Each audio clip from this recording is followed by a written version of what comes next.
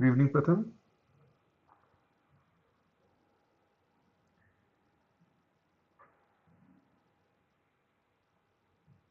Okay, so I'm Rahul Saha, and in the last discussion we have talked about how does the, you can say, antenna chlorophyll molecule get excited, and we had also talked about that they do not return to their ground state and they do not cause the dissipation of energy via heat or light, that is fluorescence.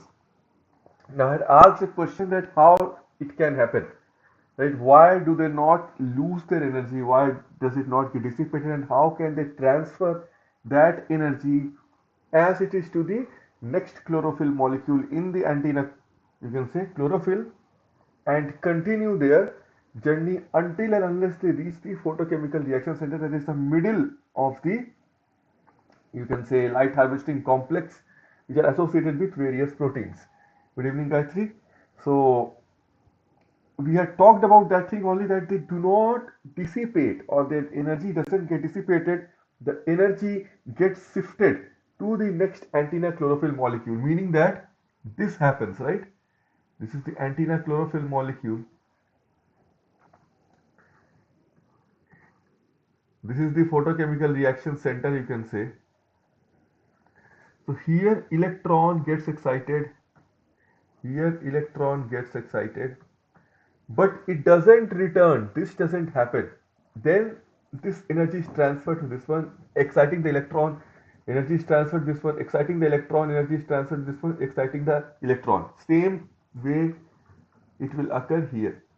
So my question was, why does it not return to its ground state and dissipate its energy via either fluorescence or heat dissipation? The answer to that question is there is a very, very specific phenomenon, okay, in physics and in biology or as well.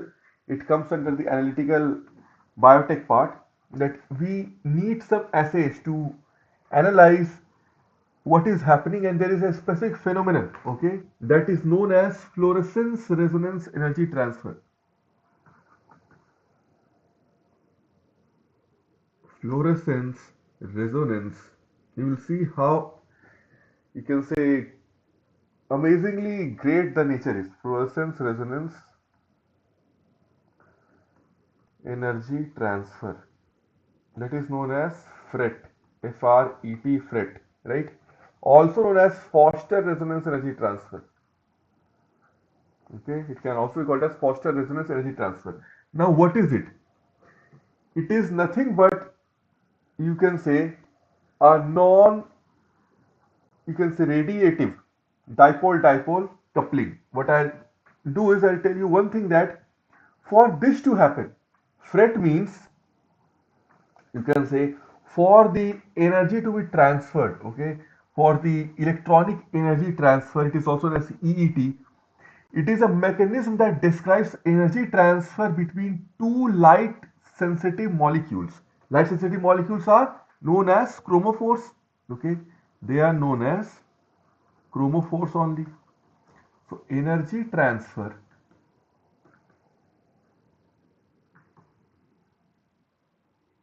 between two light sensitive molecules, okay, when that is done between two light sensitive molecules, here the light sensitive molecules are what? They are chlorophylls, right? They are able to absorb the light and get excited. Their electrons can get excited from the ground state to the excited state. So they are, chlorophylls are technically chromophores, okay. Now what happens is a donor chromophore initially in its electronic excited state may transfer energy to an acceptor chromophore through non-radiative dipole-dipole coupling. Okay, through non-radiative dipole-dipole coupling. Now how and why does it occur? Okay, so non-radiative dipole-dipole coupling means this is the donor chromophore, first chlorophyll. This is the acceptor chromophore. Okay. The next you can say chlorophyll, donor chromophore,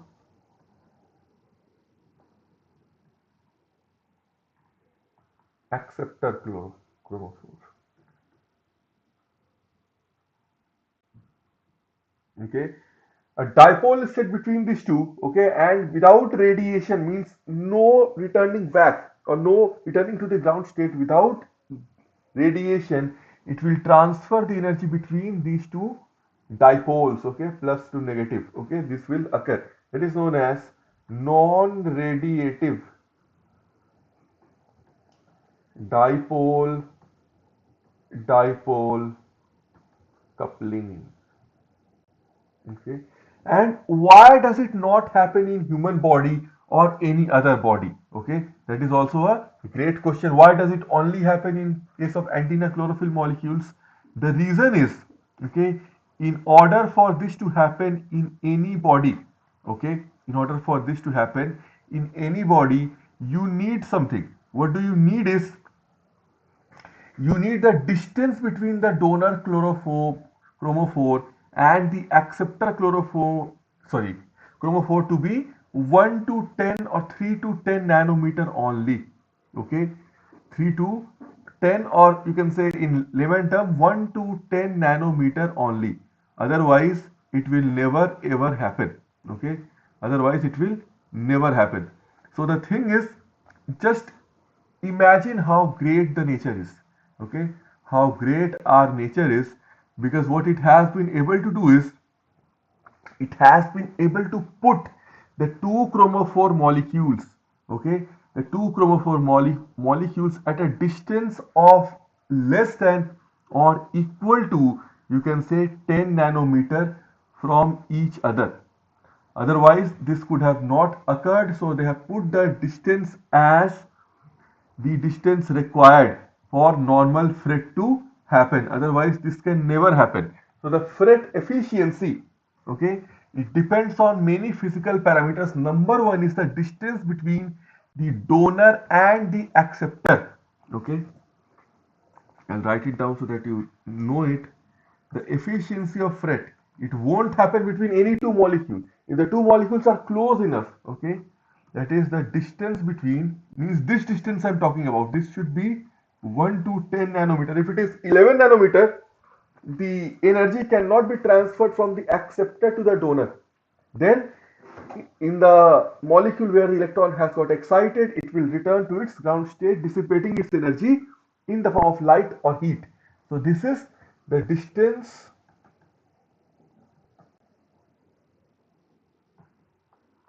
between the donor and the acceptor chromophore,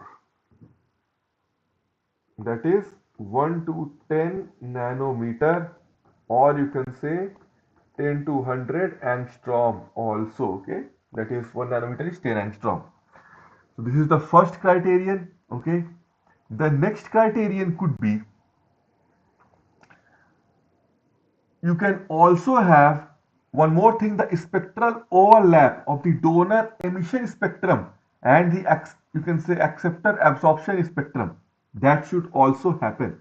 Okay, spectral overlap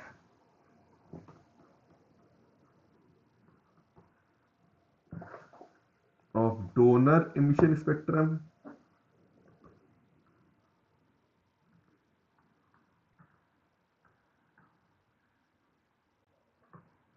and acceptor absorption spectrum. Okay, so they do not cancel each other out. Like in chapter 2 of chemistry, you might have read the Balmer, Pascal, okay, fund, okay, this specific emission spectrum, right? So Balmer, Pascal, bracket, all those things you might have studied. You might have studied the Rydberg constant 109677, right? Centimeter, you can say inverse, and wave number is equal to that Rydberg constant into 1 by, you can say, mu1 square minus 1 by mu2 square. So that is emission spectrum. One is absorption spectrum that I showed you in the, you can say, electron transport chain, that it absorbs, you can see the cytochromes, they absorb at their specific wavelength. So anything the acceptor electron or the acceptor molecule will absorb at its, you can say, wavelength. If you plot x-axis, if you plot at y-axis, then percentage absorption if you put, or here if you put percentage emission, suppose this is 600, okay, 600 nanometer,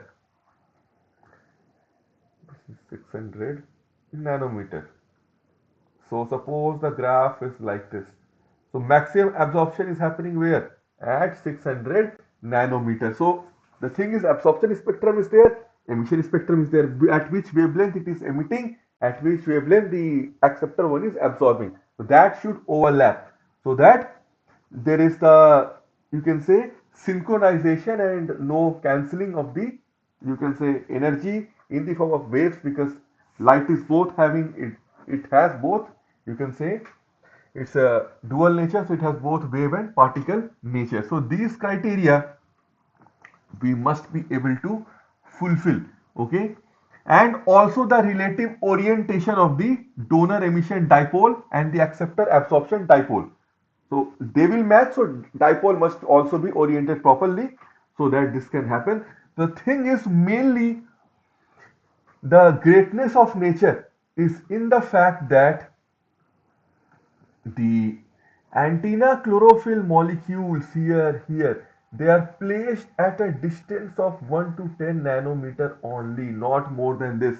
They are not exceeding this distance, so that when electron is excited here, it is transferred, the energy is transferred directly to this without this returning to its ground state, thereby exciting the electron here as well. So this is the greatness of nature. Okay, that is what I wanted to show it to you. This is the greatness of nature, that fret, a physical phenomenon, happens directly every time in every plant. Okay, so that is how the great evolution is, that they have placed the electrons, sorry, they have placed the chlorophyll molecules so close together. Okay, so that never ever will a chance happen that it will cause decay on its own and wastage of the equal to h that the sun has provided it. Okay, so photo bleaching will not happen. If this occurs, go back to its ground state releasing the energy, that fundamental phenomenon is known as photo bleaching. So you need to avoid photo bleaching at all costs. So photo bleaching is avoided due to, you can say, fret. Okay, so now we'll switch to our specific, you can say, types of photosynthesis, the different photosystems that is present in bacteria, then we'll switch to the real plants. So photosynthetic bacteria, when we talk about, they have relatively simple phototransduction machinery. Okay, they do not have both the photosystems PS1 and PS2, which we'll look and have a go at the plants later on. So one is this one known as purple bacteria. Okay, it has a pigment, the purple bacteria, okay, which is asked in your comparative examination. Purple bacteria has a pigment known as pheophytin.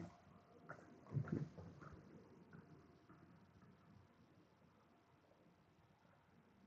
Now, pheophytin is a pigment which is like chlorophyll but lacks the central Mg2 plus ion. Okay, it is just like chlorophyll but chlorophyll lacking the central Mg2 plus ion. Okay, that is what the pheophytin is, because in case of heme the central atom is Fe2 plus. In case of chlorophyll in the protopropylene ring, the central atom is Mg2 plus. Okay, the ring are almost similar, not the same protopropylene 9 ring of hemoglobin, but almost similar structure. Okay, so pheophytin means chlorophyll lacking central Mg2 plus ion. Okay,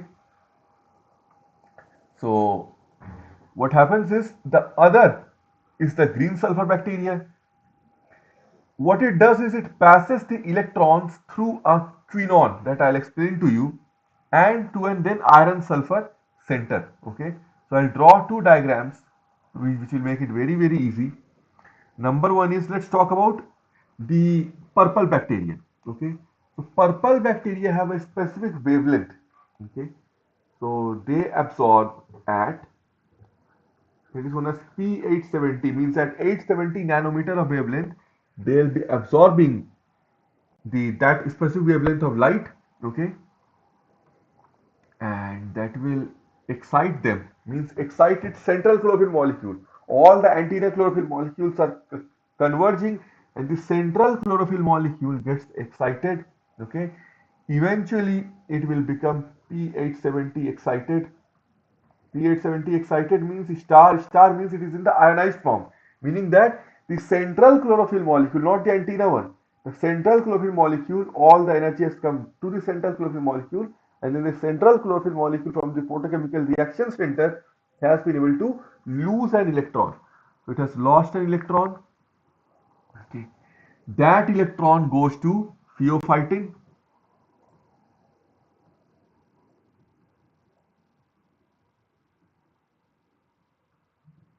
Okay. And then that electron further goes to quinone Q, then that electron goes to your cytochrome BC1 complex.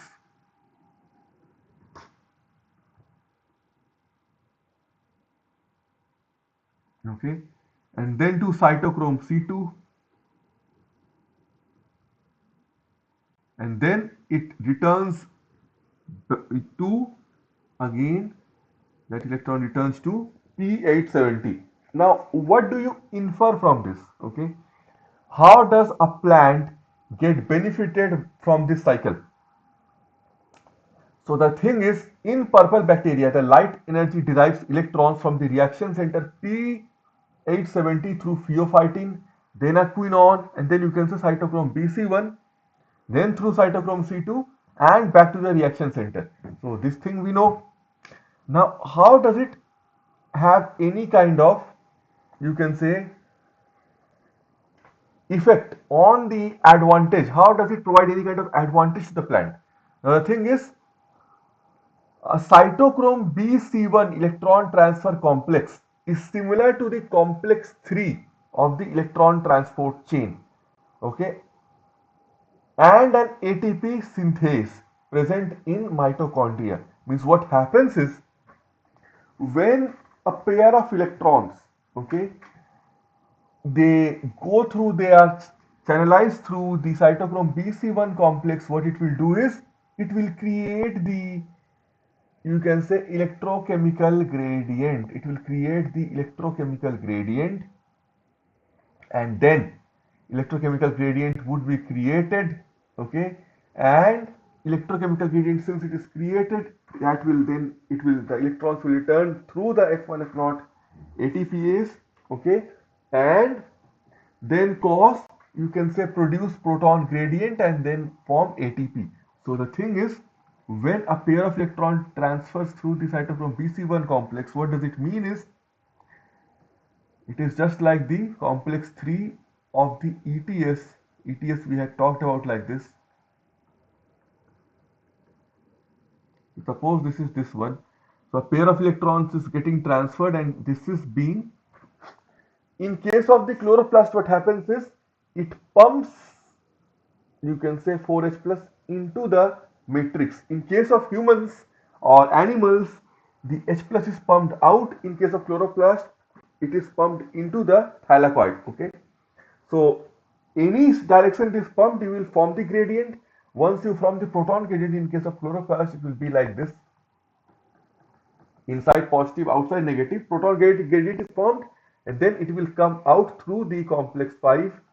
This is the F1 F0 ATPase. And that same analogy that I had explained to you, in case of, you can say, animals, is applied here in the chloroplast, and then it will be able to harness this potential energy because it's an electrochemical gradient, proton gradient, and then ADP would be phosphorylated to form ATP. So I can write here proton gradient is produced. So now I think you can get the glimpse of how can photosynthesis. What we did was we transferred NADH electron to complex 1, then complex 2 and all that. And here how the direct sunlight can cause the proton gradient to be generated and that can produce ATP. Okay, that will produce ATP later on through the F1 F0 ATPase. So this is the perspective that I want you to know, that plants, they do not need to eat food. They need to eat sunlight. They need to, you can say, directly take sunlight, and sunlight can drive the process of ATP synthesis. But we humans, we don't have chlorophyll and chloroplast. We cannot have fret. If we had fret and had this chloroplast and chlorophyll, we could have been able to generate ATP just like this by standing under the sunlight. Okay. So this is what happens in case of, you can say, purple bacteria. Purple bacteria. Okay, so this is the thing in purple bacteria. Now when we come to another bacteria known as, you can say, green sulfur bacteria, I'll show you how it differs. Green sulfur bacteria, they absorb light at 840 nanometer, not 870, 840. Okay, so these are objective questions also. They absorb light at 840. Excited, it becomes P840 star, means ionization has happened in the central chlorophyll molecule, photochemical reaction center. Okay, electron has been abstracted, it has come out. Now electron will directly travel to your Q, then it will travel to something known as cytochrome BC1 complex again, and cytochrome BC1 complex will generate proton gradient just like it generated in case of the purple bacteria, and then cytochrome BC1 complex will transfer that electron to cytochrome C553. Okay, it transferred there to cytochrome C2, here cytochrome C553, and then back to 840. But the catch here is, if ATP has been produced in a lot of amount, then it would not transfer the electron in this route. Then it would transfer the electron, this same electron would be transferred then to ferredoxin. Okay, to ferredoxin, which would then transfer it to an enzyme known as FeNAD reductase. can call it FD-NAD reductase,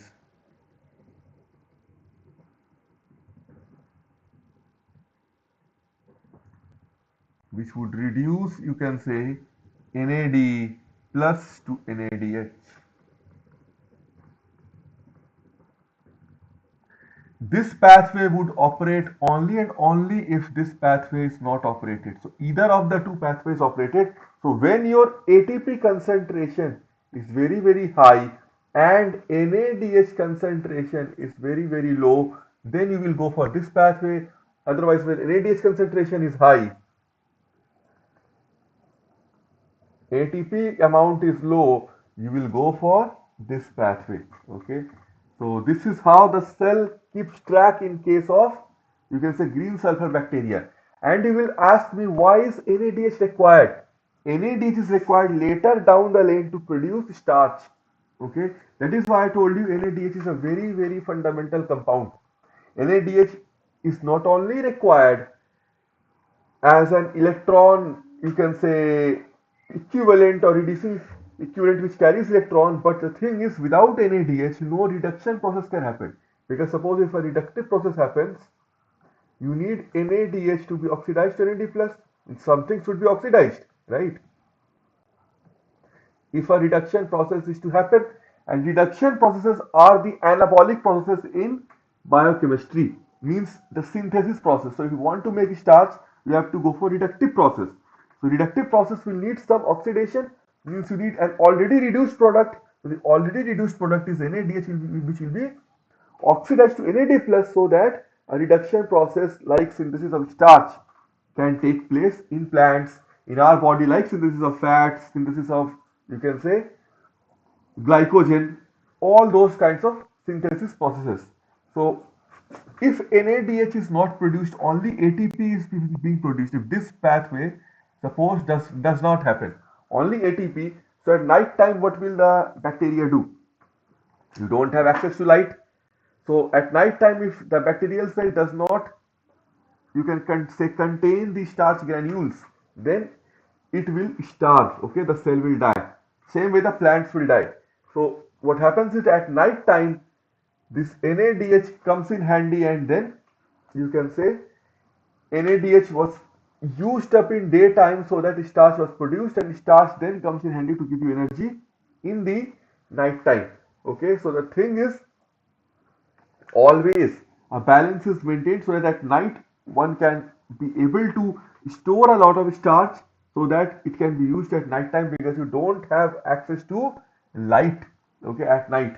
So you need to produce NADH also in daytime and convert it into starch, so that that starch can be used to provide you energy at night. Like we can order food at night from Swiggy, Zomato, or cook at our homes, but plants do not have that leverage, or you can say privilege, to order food.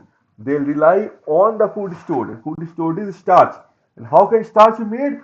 Via NADH, via this process. If NADH is not there, starch cannot be made, because it's a reductive process. Okay. Now consider one more thing. When this electron is going through this pathway, okay, there is no deficiency of electron. Whatever electron it lost, that electron is gained here. Okay. But when the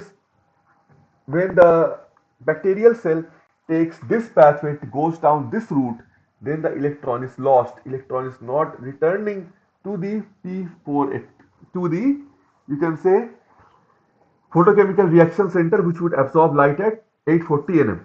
So here now it is becoming electron deficient, right? Electron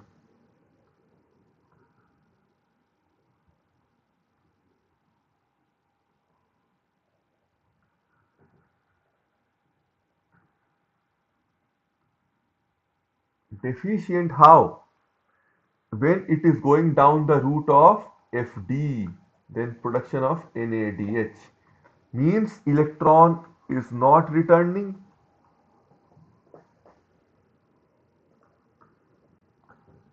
to photochemical reaction center P840. Therefore P840 becomes 1 positive. Okay, if this keeps on continuing, a time will come when all the chlorophyll atoms would become one positive, and then the reaction cannot happen. Because in chemistry, you must have read that first ionization enthalpy is lower, second ionization enthalpy must be higher than the first because the number of protons is more than number of electrons. So now the charge will be highly attracted. Okay, and then you might have read about the inert pair effect and all that. The thing is, after you have removed the first electron, the second electron to remove becomes much more difficult, right? So how will the process happen? How will it gain the electron back or get the electron back if this process is happening? The thing is, it should get it back from some other process. Okay, so the thing is, how does it get it back? It gets it back via oxidation of, you can say, the oxidation of hydrogen sulfide. In this case, oxidation of hydrogen sulfide happens. Okay, so that hydrogen sulfide goes for, or the oxidation in case of hydrogen sulfide, that will provide the electron to the, you can say, lost, you can say, P841. So hydrogen sulfide is used by green sulfur bacteria, okay, to get the electron back. Okay, so hydrogen sulfide, okay, is oxidized to provide electron which is lost here if this route is taken, and this FD is nothing but an iron sulfur protein.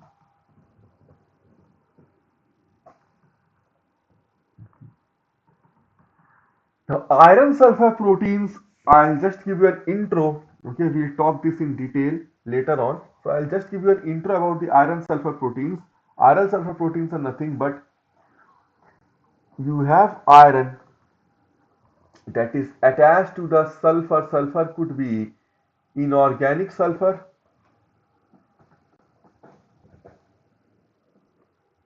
or that sulfur could be your sulfur of the cysteine amino acid of the protein, because the proteins have two amino acids which carry sulfur, that is cysteine and methionine.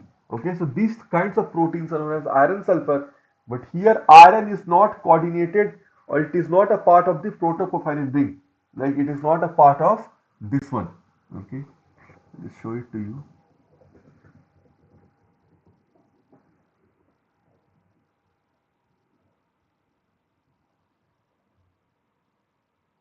So it is not a part of this.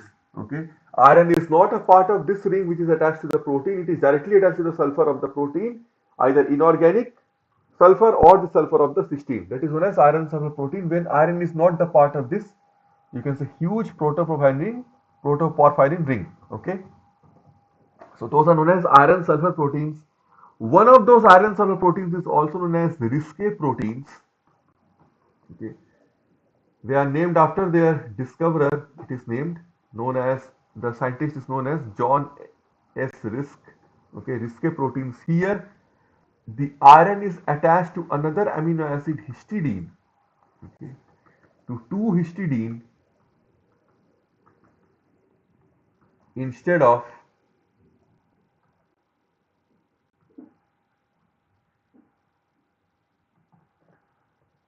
2 cysteines.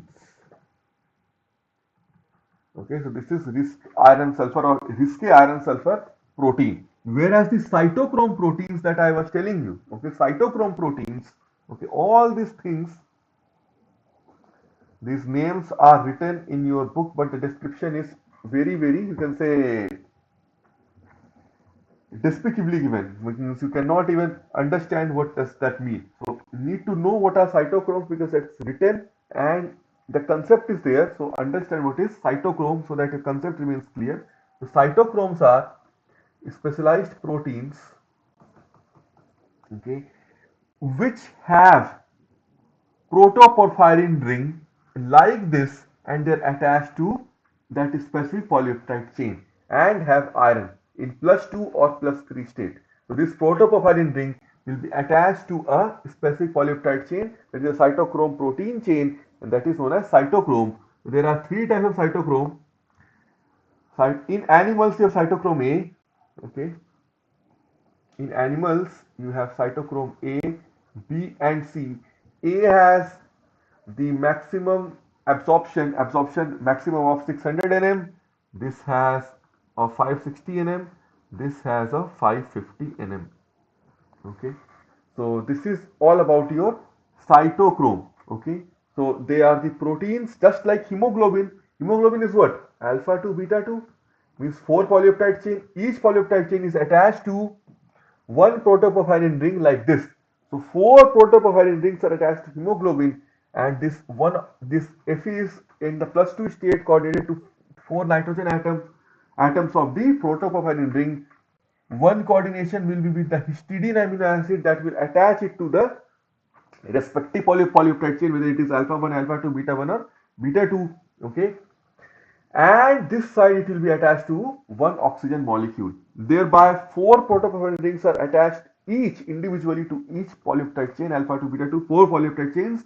Thereby, one hemoglobin molecule can contain or comprises of maximally 4 oxygen molecules. Okay, so this is known as cytochrome. Okay, so later on when I'll teach you the ATP synthesis in animals, okay, so we have various variants also. Okay, cytochrome B, C1, C, okay, then A3.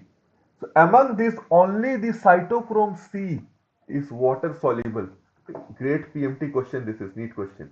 This is only water soluble. All other cytochromes are lipid soluble, means they cannot come out of the cell membrane. But this can go into the cytosol also, cytochrome C. This is in case of animals. Okay, so these are cytochromes and iron sulfur proteins. So the thing is, your entire concept regarding the green sulfur bacteria, okay, and purple bacteria is that purple bacteria can go for only ATP synthesis, but it will not make starch also at daytime, so that it can you can cause sustain itself at night. At night time it can enter the, you can say, other pathway. It can get inside, it can go for, you can say, either kind of dormancy or any other pathway. But here in case of green sulfur bacteria, at daytime only it will have the mechanism to sense which is needed when. If ATP is too high, NADH is too low, it will go for NADH production. Side by side, it will go for starch production, okay, via the reductive process. And then again ATP, you can say, production. And then if it is going for NADH production, the energy or the electron abstracted is completely lost. How will that electron be repaid? It is repaid via H2S, hydrogen sulfide oxidation, so that the electron deficiency does not happen. Okay, so this is the course of action in these two types of bacteria. Now tell me, is there any doubt till now? Any query, any question? Any doubt till now?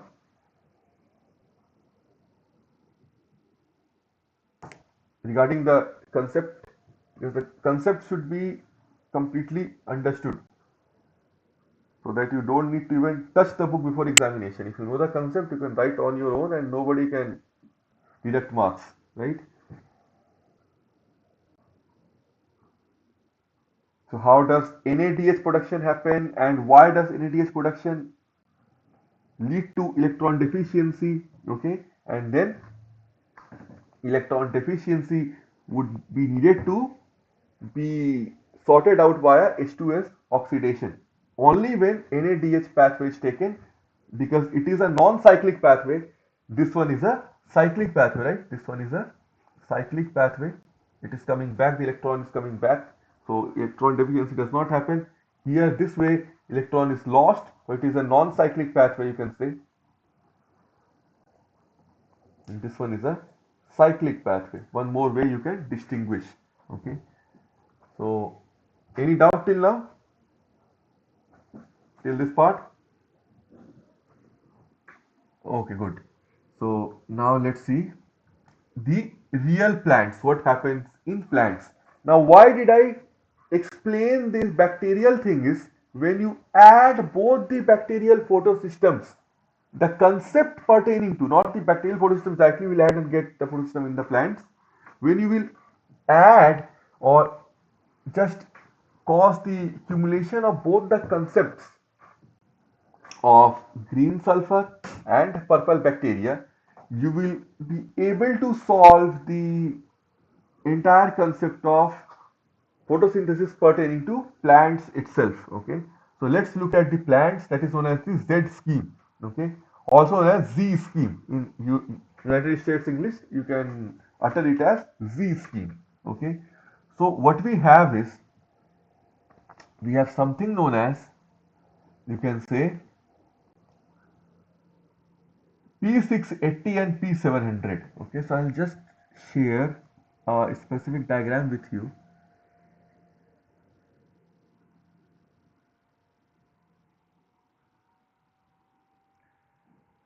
Just look at this diagram.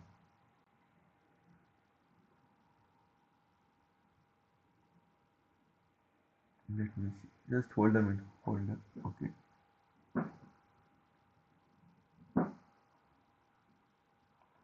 I'll share the diagram with you and explain it to you via the diagram only.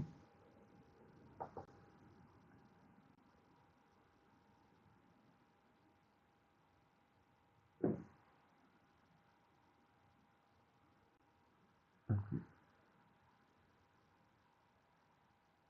Now it will be visible in just few seconds. Yes. So can you see the diagram properly? Is the text visible? Is the diagram clear and is the text visible properly?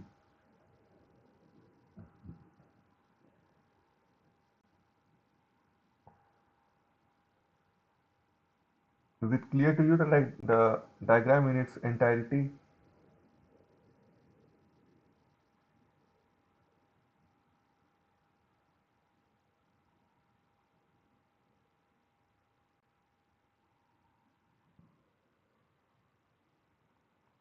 So I think you will be able to see the diagram right now. Okay.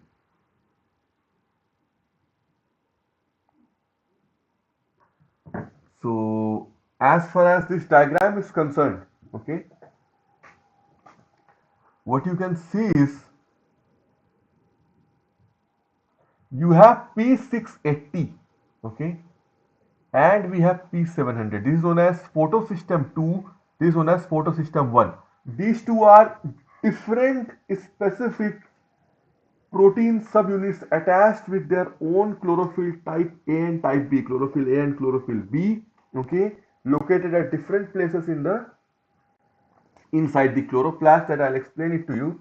Okay, now what happens is this photosystem 2 takes a light at 680 wavelength, 680 nanometer. This takes it at 700 nanometer. Okay, so that is the difference, number one.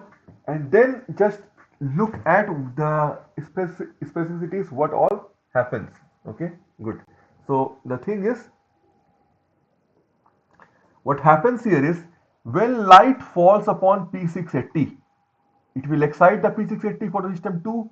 Okay, then the electron will be abstracted, it will go to pheophytin, then plastoquinone, sorry, it will go to, you can say, plastoquinone A, then plastoquinone B. It is a type of quinone molecule only, just like the ubiquinone, okay, lipid soluble molecule which carries, these are the carriers of electrons, you can just think of it as carriers of electrons. Okay, and what happens is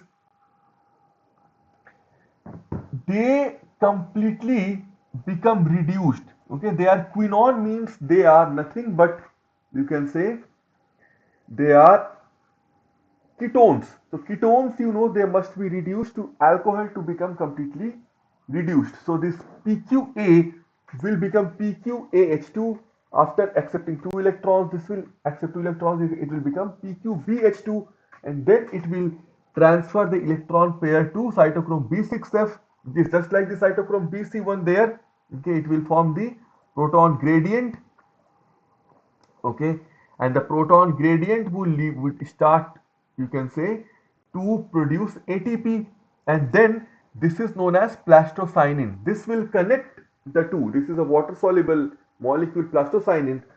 This will take the electron from cytochrome B6F to P700, because when the light strikes P700 it will lose an electron, and that electron will be provided to P700 directly.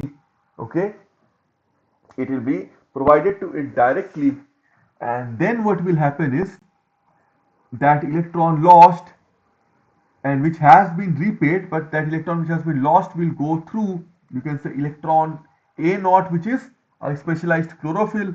Okay, then A1, which is a phyloquinone, then again iron sulfur protein, ferredoxin, and then going to NADP plus to NADPH. NADP reductase will form NADPH. But sometimes when NADPH concentration is very high, the electron which has reached the ferredoxin, which is an iron sulfur protein, will return to cytochrome B6F, and thereby cytochrome B6F, when it returns to it, it will do what? It will cause more and more proton gradient and lead to ATP formation. So when it involves the Fe, then cytochrome B6F, Fe, then cytochrome B6F, it only goes through this pathway. See, 700 this cytochrome B6F back, 706 cytochrome B6F back. So just look at this. From P700 went up, okay, this one cytochrome B6F, okay, electron, again electron is completely donated here. Okay, so this is a cyclic process. Just if you involve photosystem 1, this is a cyclic process which is analogous to the purple bacterial process. Okay, but if you attach or when you add P680 and go for this NADPH pathway, this is a non-cyclic process because the electron lost here is not returned, is not regained, is not repaid. This process from pH2, PS1 and NADPH formation means when both the processes they happen simultaneously connected by plastocyanin, PS2 and PS1, that is an example of a non-cyclic pathway, non-cyclic photophosphorylation, that is found in the green sulfur bacteria.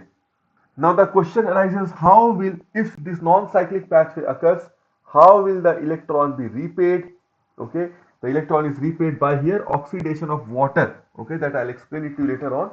The plants, they do not use H2S. Why we, you can say, sow the plant and you can say we start spraying water or putting water on the soil is, the real reason is, if water is not put in the soil, it is not directly poured upon the plant onto the soil where it has grown, then this P680 electron deficiency would become so high that this pH2 will never occur and NADPH production will never occur then, and the plant would die in at night because they cannot make starch. So just like we take oxygen in case of mammals to keep our ATP synthesis process going on because it is the best electron acceptor at complex 4. Same way we put water onto the ground where the plant is growing in order for the plant to be able to oxidize water and get that electron and remove the deficiency of electron, to take out the deficiency, to overcome the deficiency of the electron which has occurred due to this non-cyclic process. Okay, so this is the zest of the pathway. Okay, this is how the pathway occurs in the, or in case of plants. So here the thing is, you can say that PQA, PQBH2 that you are looking at,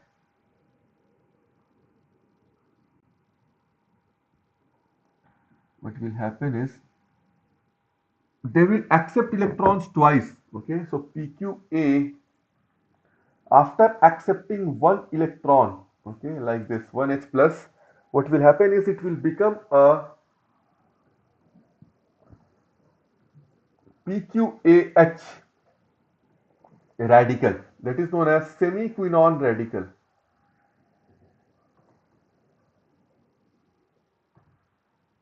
when it accepts another electron, okay, one proton, then what will happen is it will become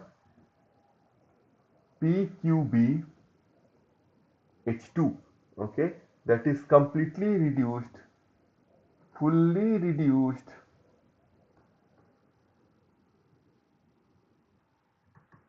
ubiquinol, okay, or this is plastoquinol, I can tell. This is plastoquinol, I can write it as plastoquinol. This is your plastoquinol. So this is analogous to the ubiquinone Q found in animals where Q becomes QH and then QH2 after taking two electrons. Okay, this is what happens in animal mitochondria. This is what is happening in plant chloroplast. So what you have known in chemistry, or what you know in chemistry, is you have this COH group, okay, you have this COR group, okay, here also, then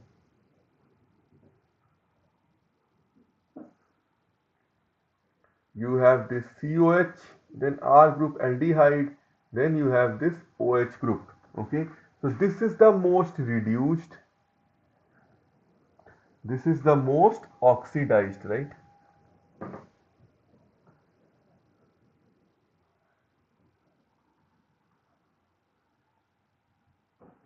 This is the most oxidized, meaning that this OH can accept maximum electrons and this has lost electrons. Same way, when we talk about ubiquinol, quinol means all, right? So it's an alcohol OH, okay, it has been reduced. This is the, you can say quinone. Quinone means this is the oxidized form, that is the ketone. Okay, if I show you ubiquinone, ubiquinol difference, same difference lies between plastoquinone and plastoquinone. So if you write ubiquinol structure, just look at this diagram. Okay, see here two double bond O is given, and when you become completely ubiquinol, both become OH. Okay, so this is conversion of ketone to alcohol.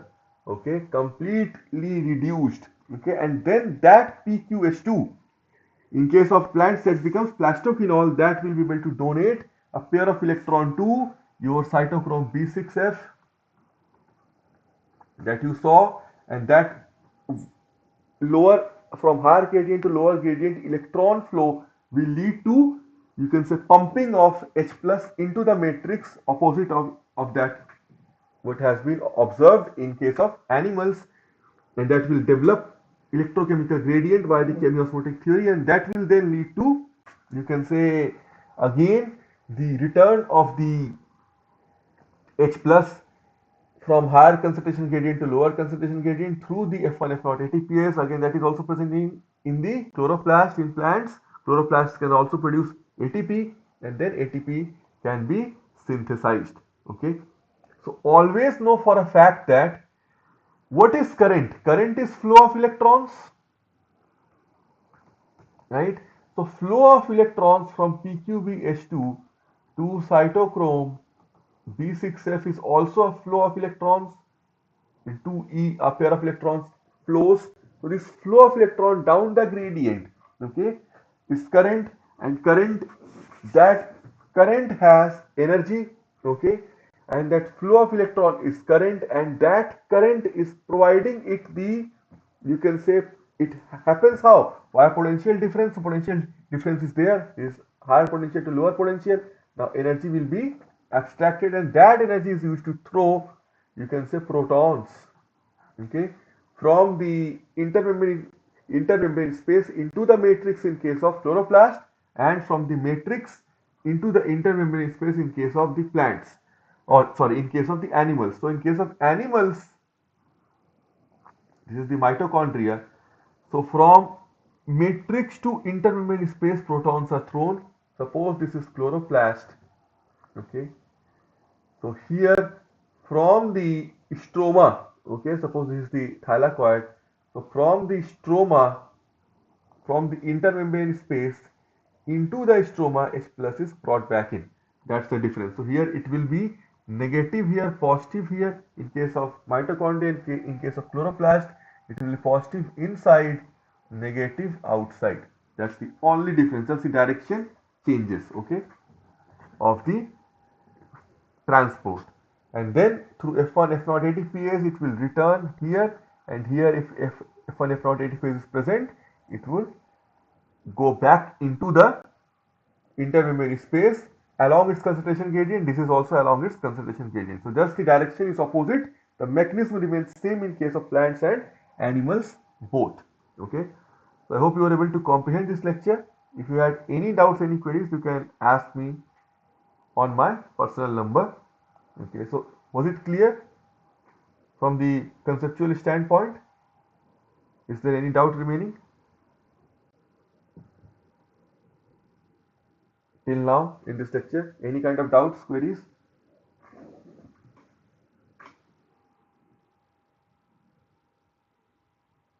So we'll be meeting again. Okay, so next class we can do on Zoom. Okay then. So I hope the lecture was clear and we'll be meeting in the next class.